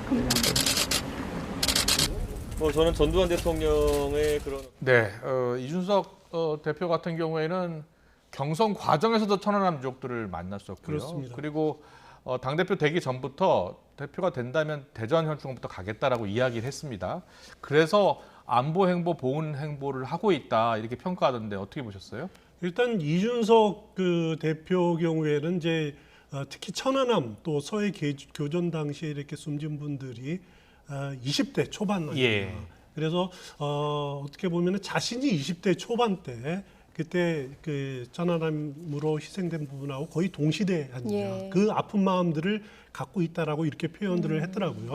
예. 거기에다가 또 오늘 눈여겨봐야 될 대목이 이준석 대표가 과거 이렇게 어떻게 보면은 이제 그 국가를 위해서 헌신한 분들을 보수 정당의 대표로서 찾아뵙고 위로하고 하는 것은 당연한 거지만은 거기에 더해서 반성이라는 부분들이 들어가 있다는 겁니다. 그러니까 과거 보수 정당 10년 동안에 과연 국가가 제대로 이분들을 이 문제를 제대로 해결을 했느냐. 예. 그렇지 못했기 때문에 아직까지도 이분들이 아쉬움이 있는 것 아니냐라는 반성이 담겨 있다는 것이 저는 아주 새롭게 느껴졌습니다. 예. 그리고 이준석 대표 오늘 광주 찾아서도 좀 소신 발언을 했거든요. 전두환 씨에 대해서 이야기를 하기도 하고요. 어떻게 좀 보셨습니까? 일단 그 보수 정당인 국민의힘이 넘어야 될 두 가지 과제가 있더라면은 그 광주 문제 그리고 또 하나는 탄핵의 문제다라는 주장들을 저는 계속해 왔는데 그것이 김정인 비대위원장이 어느 정도 해결할 수 있는 디딤돌을 마련하지 않았습니까? 두 문제에 대해서 김정인 위원장이 사과를 했는데 이준석 대표가 경선 과정에서 대구에서 탄핵의 문제를 또 언급을 하고 또 첫 방문지로 광주를 방문하고 또 이렇게 계속해서 광주는 같이 간다라고 하는 광주 동행의 의지를 밝힌 것은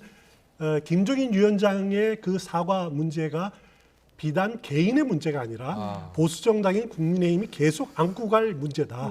그리고 계속 이 문제에 대해서는 전향적으로 접근하겠다라고 하는 그런 의지를 피력했다. 이런 점에서 긍정적으로 받아들일 수 있을 것 같습니다. 알겠습니다. 이준석 대표가 그동안 이 정치 문법, 그동안의 정치 문법과는 확실히 다른 행보를 보이면서 일단은 신선하다는 평가도 있습니다만 당 내에서요.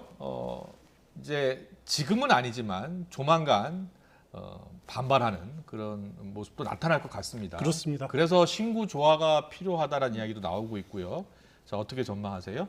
일단 국민의힘 내부에서 보면은 이준석 대표가 혁신, 변화를 말하지만 사실 혁신의 대상, 개혁의 대상이 되는 사람은 굉장히 불쾌하고 거부감을 가질 수밖에 없는 그럴 거죠. 수 있습니다.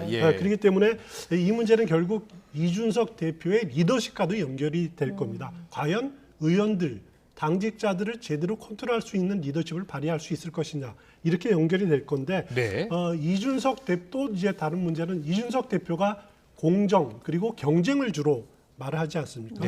과연 정당이라는 곳에 민간기업과 마찬가지로 공정과 능력주의와 경쟁을 이렇게 요구할 수 있을 것인가라고 하는 것들이 문제가 될 겁니다. 뭐 당원들 거기 떠나면 그만이거든요. 정당이라는 것은 떠나면 그만이고 그리고 또 평생을 어떻게 보면 한 정당을 위해서 못 맞춰온 사람들인데 그것을 지금 경쟁이라든가 또 능력으로 나를 몰아낼 수 있느냐라고 하는 반감들 이런 부분들 상당히 있을 텐데 그렇습니다. 이준석 대표가 단순하게 능력주의와 경쟁으로만 모든 것을 해결하는 것은 무리가 있을 거다. 그래서 어느 정도 화합하고 또 당면한 그 목표가 대선 승리라는 목표이기 때문에 그 목표를 위해서는 다소 경쟁력이 없는 분도 같이 안을 수 있는 그런 방안들을 모색할 가능성이 저는 충분히 있다 이렇게 생각이 됩니다.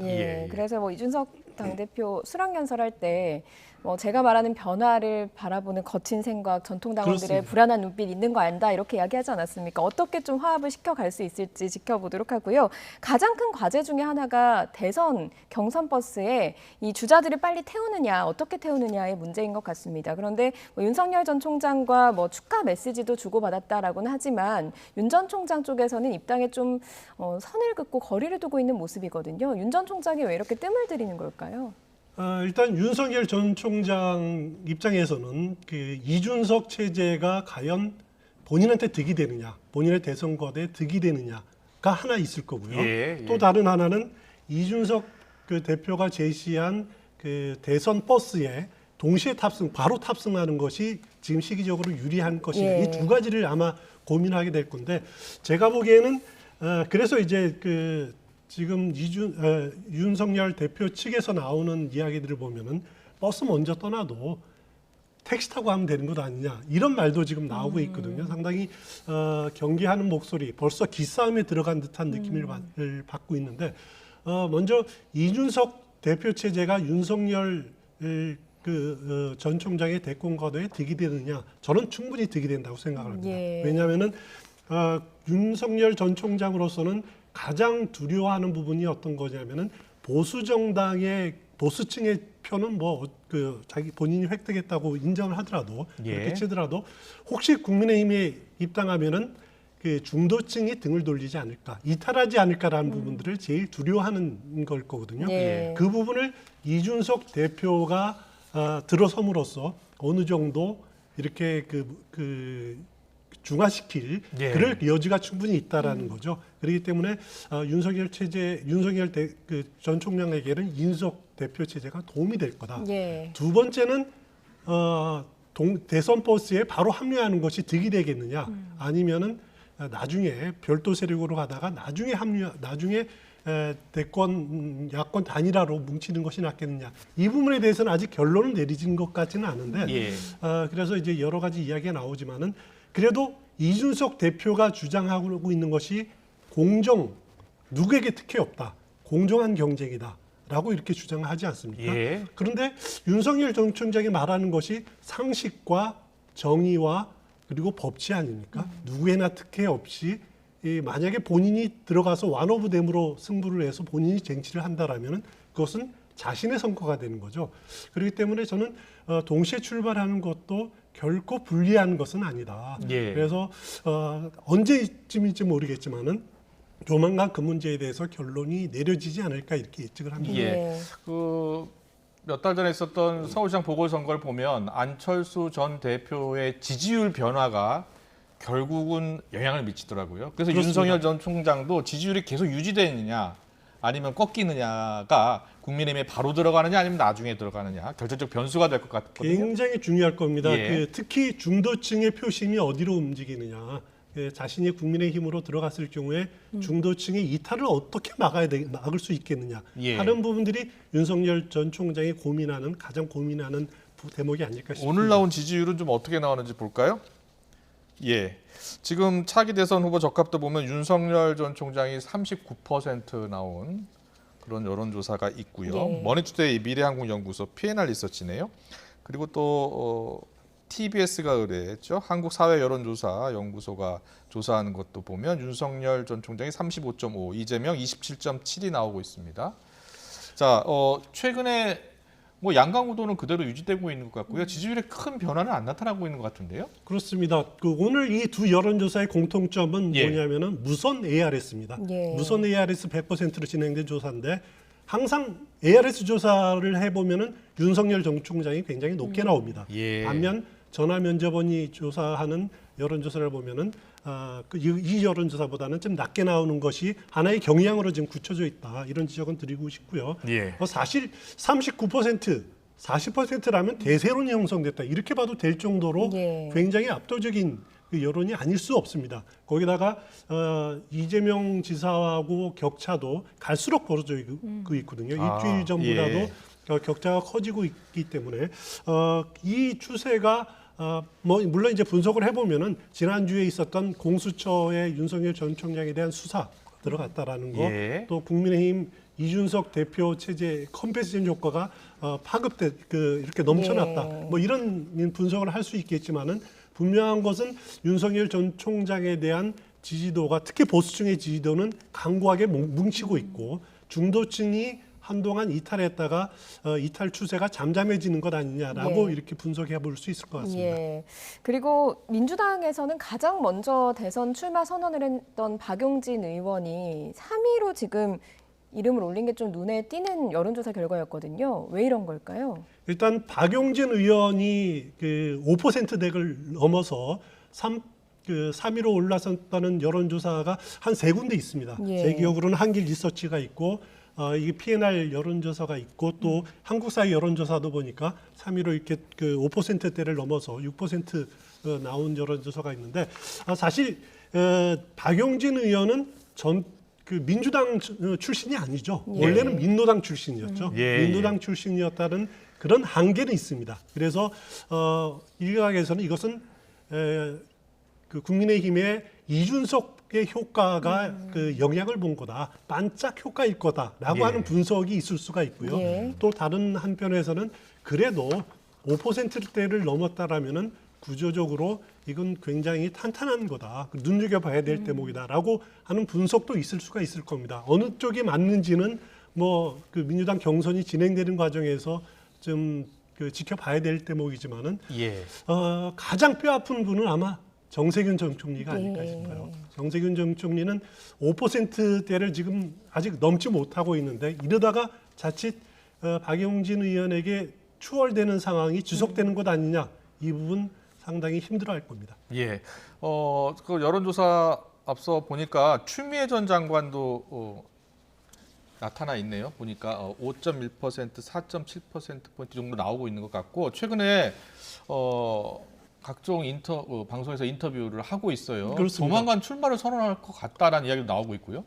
본인은 이렇게 이런저런 이제 의견도 많이 듣고 여론도 떠보고 있을 겁니다. 심지어는 민주당 내 여권 내 대선 주자 선호도에서 이제 5%대를 넘는 여론조사가 한두 개 이렇게 나오고 있거든요. 이런 부분들에 대해서 본인이 자극받은 것은 사실인 것 같습니다. 그래서 추미애 전 장관이 윤석열을 잡으려면은 추미애가 나와야 된다. 이런 여론에 자극받을 가능성이 충분히 있습니다. 하지만은 또 다른 한편으로는 그 대선 주자 비선호도 조사를 해보면은 항상 2등이 나오는 사람이 추미애 전 장관입니다. 1등은 윤석열 그 전 총장이 나오고 2등은 추미애 전 장관이 나오는데, 윤석열 전 총장이 비선호도 1위 나오는 것은 뭐 그만큼 여권 지지층이 거부감이 심하다라고 하는 점에서 이해가 되는데, 추미애 전 장관이 2위로 항상 차지하고 있는 것을 보면은 그 다음에 이제 지지도는 낮고, 이런 부분들을 보면은 추미애 전 장관이 대선 가도에 뛰어드는데 굉장한 장애가 있다. 그것을 극복하기가 쉽지가 않을 거기 때문에 저는 추미애 전 장관이 대권 가도에 뛰어들 거다, 이렇게 뛰어들 거다라고 확실하게 예측하기는 아직도 어려운 단계가 아닌가, 이렇게 생각이 됩니다. 예, 알겠습니다. 네, 오늘 정치권 이슈는 여기까지 듣겠습니다. 추은호 해설위원과 함께했습니다. 잘 들었습니다. 고맙습니다.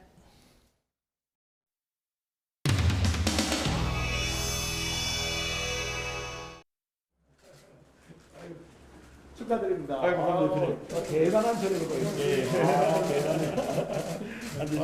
시중에 비빔밥 값이 올라갔어요. 진짜요? 비빔밥을 잘 먹었어. 이거 안 풀린다.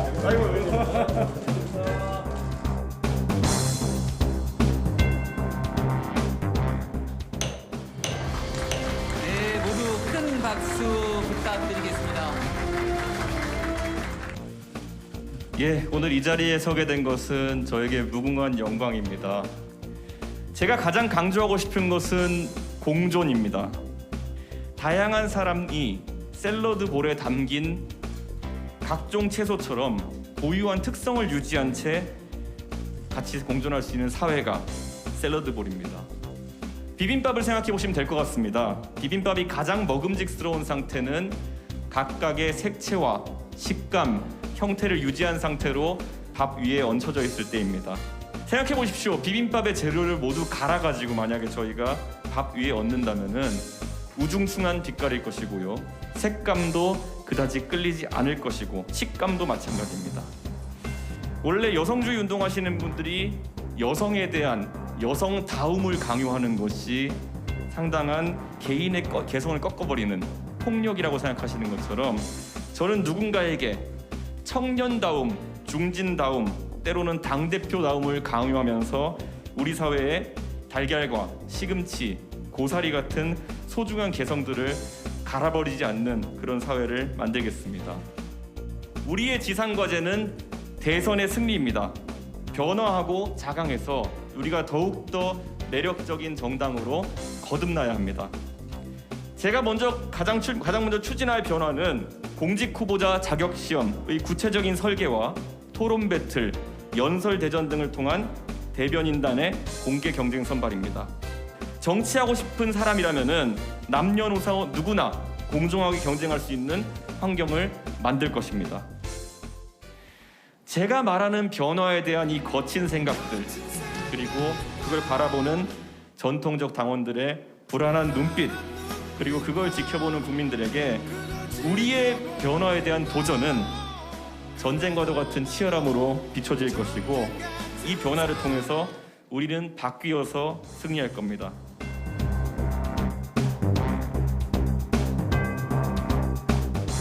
오늘 따릉이 타고 오셨다면서요? 예, 제가 원래 그 킥보드 타고 다녔었는데요. 따릉이로 바꿔가지고 타고 다니고 있습니다. 예. 그래 울리더라고요. 제가 백팩 메고 따릉이 타면 별로 안 올 것 같은데. 해보시죠 한번. 편히 따릉이 타고 백팩 메고 나니까 딱 어울려. 굉장히 당이 젊어지는 것 같아서 아주 좋습니다. 예.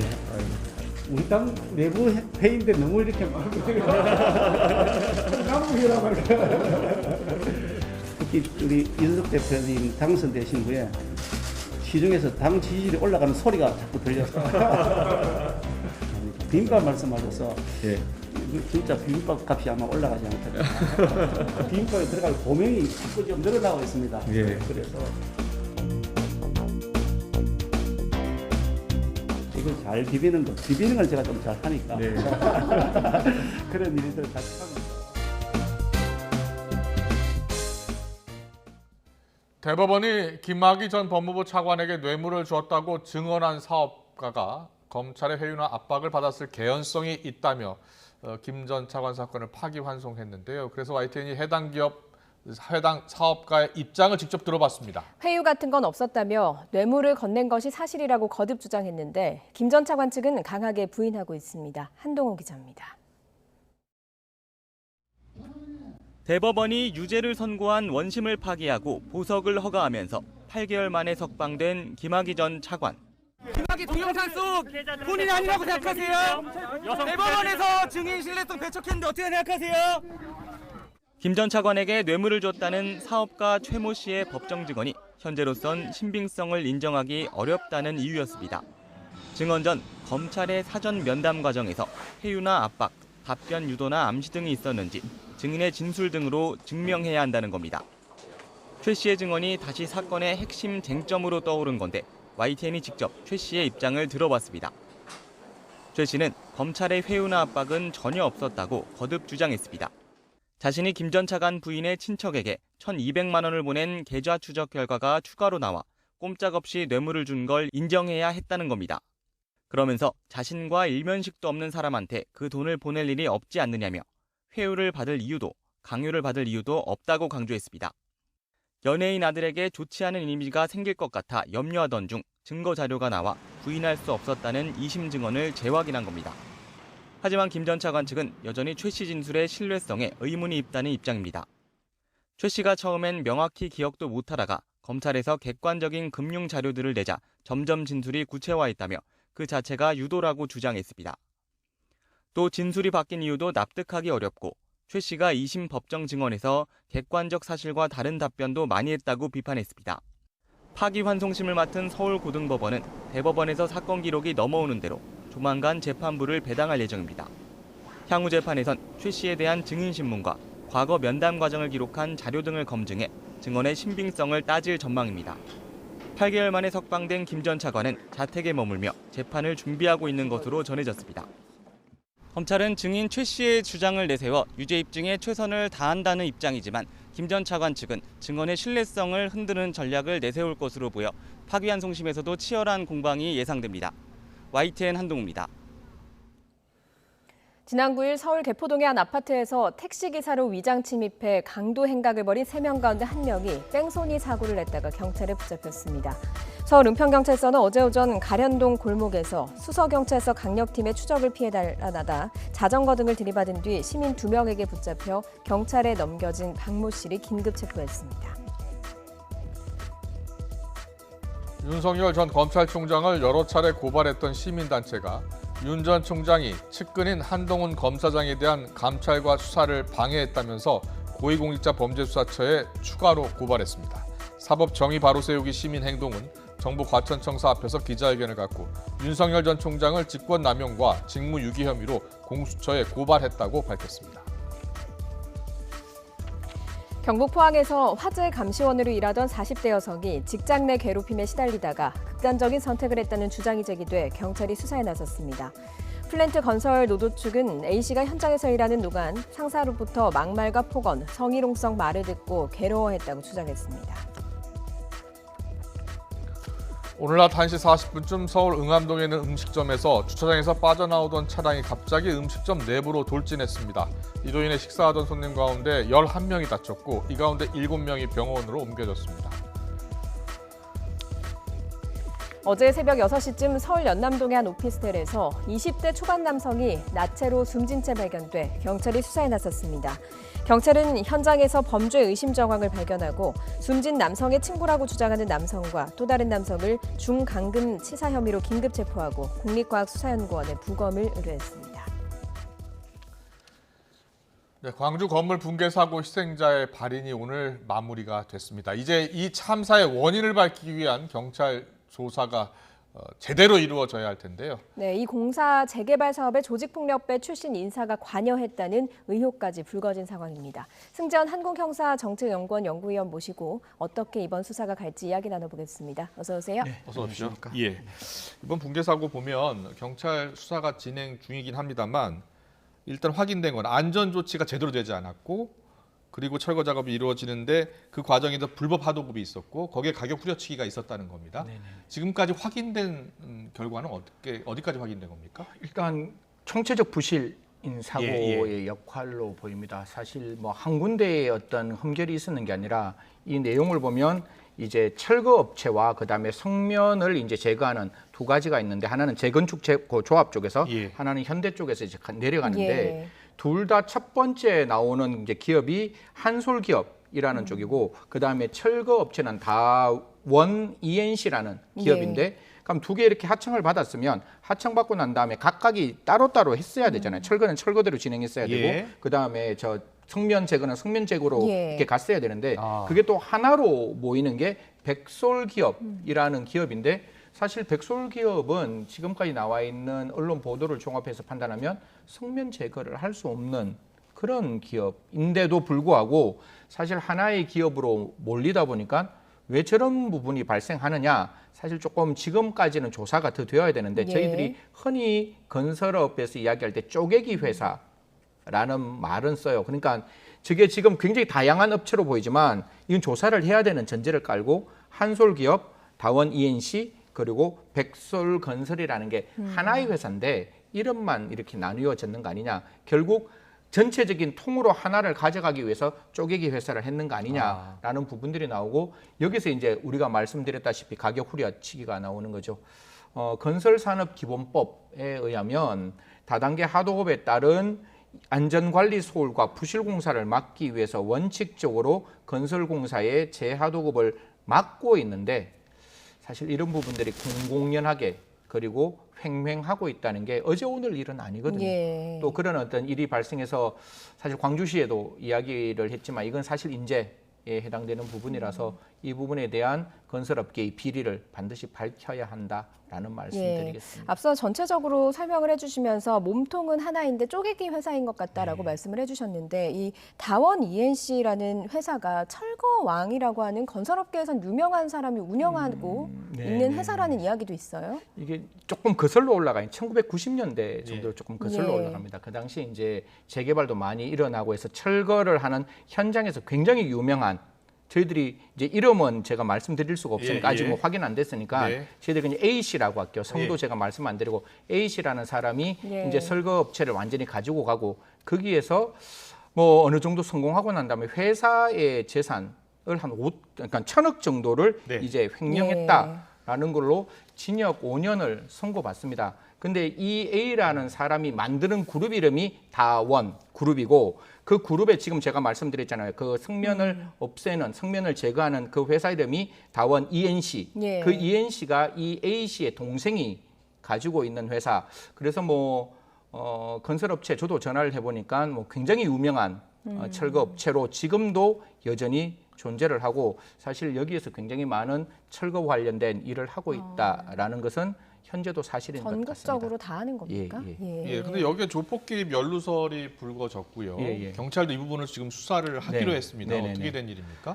이게 좀 달라요. 이게 이제 철거왕하고 또 예. 이제 조폭이 들어가는 건 다른데 이 조폭은 또 2005년에서 2006년으로 또 거슬러 올라가야 되는데 그 학동 지역에 또 재개발을 하게 됩니다. 예. 학동 지역에 재개발을 하게 되는데 이게 뭐 3구역 이게 뭐 국민들께서 좀 이렇게 설명하기 좀 들으시기 좀 불편하지만 이렇게 재개발을 하면 구역을 이렇게 나누어요. 네. 왜냐하면 뭐 지금 있는 그 구역도 제가 알기로는 지하 2층 그다음에 지상 29층 19개 동 약 한 2,282대 가구가 지금 서는 게 지금 붕괴 사고가 났는 예. 부분이거든요. 그러니까 그 당시도 여러 가지 나뉘어지는 부분인데 예. 3구역과 4구역에 재개발을 하는데 이권 개입을 하는데 어떻게 이권 개입을 하는가 하면 자기 부인의 명의로 회사를 하나 만들고 그 회사에서 재건축, 재개발, 그다음에 용역, 정비 사업을 하나로 묶어서 하는 것이 그 지역의 공공연하게 그러니까 이 사람의 그러니까 조폭의 그 경로를 통하지 않고는 예. 할 수 없다. 뭐 이런 이야기가 지금 나오고 있어요. 예. 그래서 이제 우리가 이야기하고 있는 아까 제가 말씀드렸는 현대산업개발철거공사가 54억 정도 되는데 예. 그 54억에 아까 한솔기업이라고 있었다 그랬잖아요. 예. 그 한솔기업에 있는 김모 씨와 그 조직폭력배 A 씨가 어느 정도 유착 관계가 있는 거 아니냐. 사실 여기에 뭐 하청하는 이제 철거업체가 한 서너 군데가 되는데 그 서너 군데의 A 씨가 굉장히 적극적으로 개입했고 그 적극적으로 개입 A 씨가 결국 지금 우리가 말하고 있는 한솔기업 김모 씨와 또 연관관계가 있는 거 아니냐. 예. 결론적으로는 이런 거죠. 조직폭력배 A 씨가 지금까지는 조사를 해야 되겠지만 경찰도 예. 말을 굉장히 아끼고 있는데 그 조직폭력배 A 씨가 결국 이러한 건설업체들 하나를 어떤 이권을 이제 만들어준 그 이권에 아까 철거왕이라는 사람이 하나의 어떤 하청업체를 만들어서 철거업체 전체를 쥐락펴락했다. 이게 지금까지 나오고 있는 언론발 이제 종합적인 예. 이야기들입니다. 얘기를 쭉 듣다 보니까 영화에서 보는 그런 조폭 영화 이런 데서 보는 그런 모습인 것 같은 느낌이 이게 들거든요. 재개발, 재건축이라는 게 이게 생각보다 쉽지 않거든요. 사실 뭐 아시겠지만 시공이라는 건 아파트를 짓는 거지만 시행이라 그래서 그 땅을 다 정지를 해야 되잖아요. 그러면 예. 그 사이에 뭐 A라는 단독주택도 있고 B라는 상가도 있고 C라는 뭐 종교시설도 있고 이게 다 어느 정도 이렇게 철거가 되어야지 그게 시공을 하게 되는 거니까 예. 그 사람들하고 합의하는 게 쉽지 않거든요. 예. 그래서 흔히 말해서 시행은 정말 적법과 불법의 경계 영역성에 머물러 있는 직업일 수 있다라고 저희들이 많이 말을 하는 거고 예. 거기에 이제 철거를 하다 보면 철거도 굉장히 이권이 많이 남는 거잖아요. 제가 지금 뭐 언뜻 보니까 그 성면을 제거하는 데 있어서 원래 단가가 한 4억 5,500만 원 예. 정도 드는데 그걸 22억 정도로 올렸다 하면 3배에서 4배가 올라가는 거잖아요. 그런 어떤 이권들이 많기 때문에 이런 어떤 재개발, 재건축에는 어느 정도의 불법적인 부분들이 들어올 수밖에 없는 예. 그래서 더더욱 그 행정기관에서는 엄격하게 이 부분을 관리 감독해야 되는 부분이 들어와 있는 거죠. 예, 이거 뭐 낱낱이 밝혀야 합니다. 아직은 이제 사실관계 확인 차원이니까요. 그래서 좀 조심스러운 부분이라서 예, 제가 예, 좀 더 확인이 필요한 부분이긴 한데 이 불법 재하청 계약 있지 않습니까? 이게 불법 재하청 계약을 맺다 보면 단가를 후려치게 되고요. 단가를 후려치게 되면 안전조치를 제대로 할 수가 없잖아요. 사람도 쓰기 어렵고. 이거 고질적인 문제인데. 그래서 아까 제가 말씀드렸던 건설산업기본법에 대해서 원칙적으로 재하도급을 하지 못하도록 만들었고 예. 그럼에도 불구하고 이게 계속 재하도급이 나오고 여기서 문제가 되는 건 지금같이 인명이 정말 덧없이 사망하게 되는 거잖아요. 예. 저도 그 영상을 뭐 한 서너 번 봤지만 정말 집에 가는 그 버스간 안에서 사실 이렇게 건물이 이렇게 무너져서 유명을 달리 예. 하시는 건데 그래서 지금 아직은 시행되지 않았습니다. 내년 1월 27일 날 시행되는 중대재해처벌법이라는 게 만들어지고 그게 경영책임자라는 개념을 썼습니다. 그래서 이게 만약에 내년에 일어났던 사고라고 예정을 하면 지금 여기 있는 모든 회사가 다 책임을 져야 되는 거죠. 그렇군요. 특히 A라는 현대라는 그 회사가 사실상 책임으로부터 자유롭지 못하거든요. 그러면 한 명 이상이 사망했기 때문에 이게 중대재해가 되고 그런 경우에서 1년 이상의 징역에 해당될 수 있는 부분. 원청 업체까지 책임을 져야 그렇죠. 된다는 거 예, 아닙니까? 관리 책임이 이제 되도록 예, 만들어놨기 때문에 지금은 안 되는데 그래서 이제 이러한 어떤 재하도급을 할 때 분명히 안전 관리는 분명히 하도급을 하는 그게 재하도급까지 내려갈 때 반드시 확인하고 그 안전 관리를 반드시 해야 된다. 예. 내년 1월 27일부터는 굉장히 엄중하게 처벌받을 예. 수 있는 상황이다라는 예. 말씀드리겠습니다. 일단 경찰 수사는 원인을 밝혀내고 이걸 다시 방지하기 위한 그런 대책은 또 정치권에서 마련을 해야 되고 오늘 유가족 발인이 있었거든요. 특히 그 가장 어린 희생자요. 고등학교 2학년생 아버지 오열하는 모습 보니까 상당히 마음이 아프더라고요. 유가족에 대한 지원이나 보상도 분명히 있어야 될 것 같습니다. 어떻게 됩니까? 첫 번째로 대통령께서 분명히 말씀하셨습니다. 이 사건에 대해서 절대로 그 가해자를 처벌하는 것도 중요하지만 피해자에 대한 보상과 그 부분에 대해서 한치의 소홀함도 없어야 된다고 예. 말씀하셨고 현대산업개발에 있는 그 회장도 와서 이 부분에서 우리가 전적으로 책임을 지겠다. 또 광주시에서도 여기에 대해서 희생자들에 대한 어떤 장례라든가 그다음에 보호 대책, 보호에서 최선을 다하겠다라고 이야기를 했으니까요.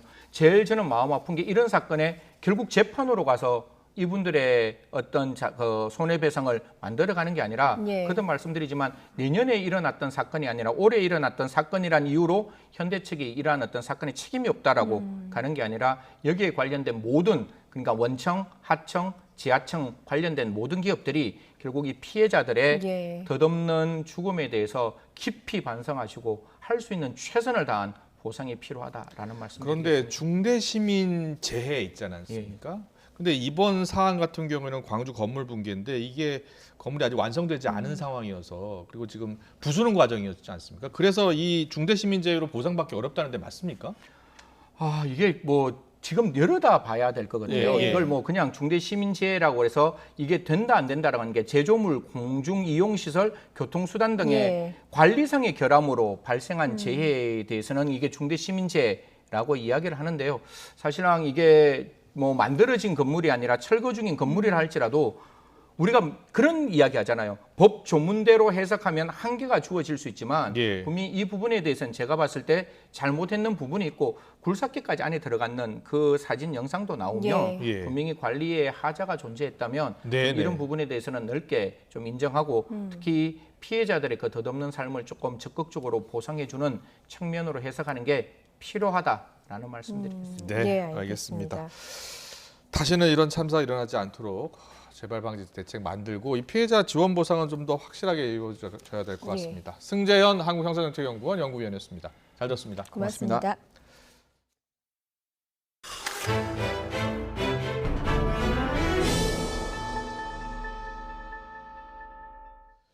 현대중공업에서는 1년 사이에 노동자 5명이 숨지는 등 중대재해 사고가 끊이지 않았습니다. 검찰은 안전사고 책임을 물어서 현대중공업 대표 등 임직원 10명과 협력회사 관계자들을 포함해서 18명을 재판에 넘겼습니다. 김민철 기자의 보도입니다. 지난해 올 현대중공업 울산공장 LNG 운반선 배관 안에서 용접받은 노동자 A씨가 숨졌습니다. 협력업체 직원인 A씨는 밀폐된 배관 안에 있던 아르곤 가스에 질식한 겁니다. 울산지검은 이 사고를 포함해 지난 2019년 9월부터 이듬해 5월까지 5명의 노동자가 숨진 사고와 관련해 현대중공업 대표 등 10명과 협력회사 법인과 대표 등 8명을 불구속 기소했습니다. 방호망이 없어 노동자가 추락하거나 고정되지 않은 크레인 뭉치가 추락해 노동자가 숨져 산업안전보건법 위반과 업무상 과실치사 등의 혐의를 받고 있습니다. 이번에 기소된 사건 전후에도 현대중공업에서는 사망사고가 끊이질 않았습니다. 사고 날 때마다 고용노동부에 특별 근로감독이 있었지만 큰 효과가 없었습니다. 중대재해로 사망하신 분이 42명이나 발생했습니다. 중대재해가 발생할 때마다 노동부에서는 특별 근로감독을 계속 진행을 했는데 그럼에도 불구하고 계속 사고가 발생했고요. 심지어 지난해 6월에는 3천억 원을 들여 고강도 안전종합대책을 마련했지만 2명 사망사고가 났습니다. 그러나 아직 기소도 안 된 상태입니다. 노동자 사망사고에 대한 회사의 책임을 엄중하게 묻는 중대재해처벌법이 제정됐지만 내년 1월에 시행되기 때문에 솜방망이 처벌에 그칠 것이란 우려도 나오고 있습니다. YTN 김인철입니다.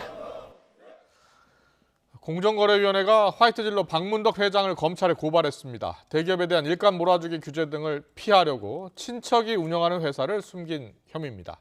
숨긴 회사 가운데는 10대가 최대 주주인 곳도 있었습니다. 권남기 기자의 보도입니다. 공정거래위원회가 하이트진로 박문덕 회장의 장남 박태영 경영전략본부장을 검찰에 고발했습니다. 3년 전 아들 박태영 사장에 이어 이번엔 그룹 총수인 박문덕 회장이 검찰 조사를 받게 됐습니다. 공정위 조사 결과 박 회장은 총수 일가가 가진 회사 6곳을 계열사로 신고하지 않았고 친척 7명에 대한 자료도 내지 않았습니다. 일감 몰아주기와 같은 부당 내부 거래를 막기 위해 대기업 총수 친족이나 이들의 회사를 공개하도록 한 현행법을 어긴 겁니다. 문제의 회사들은 박 회장 조카나 고종사촌 등 친척들이 운영하는 곳들로 플라스틱 맥주병 등을 하이트 진로에 납품했습니다. 이들의 하이트 진로 관계회사와의 거래 규모는 전체의 절반을 넘거나 한때 100%에 육박하기도 했습니다. 또 박 회장 고종사촌의 13살 손자가 최대 주주인 곳도 있었습니다. 공정위는 박 회장이 내부 보고를 받고도 공정위 신고를 하지 않기로 하는 등 고의로 회사들을 숨긴 것으로 보고 있습니다. 또 친족 간의 편법 승계 정황을 발견해 추가 조사를 검토하고 있습니다. 여러 가지 정황적인 측면에서는 좀 문제가 있는 부분들이 있어서 저희 해당 과에서 사실 이 부분에 대해서 면밀하게 모니터링을 좀 하고 있다. 하이트 진로 측은 이에 대해 박 회장이 지분을 가진 회사가 없는 등 사익을 취하려는 의도는 없었다며 절차상 실수라고 해명했습니다. YTN 권남기입니다.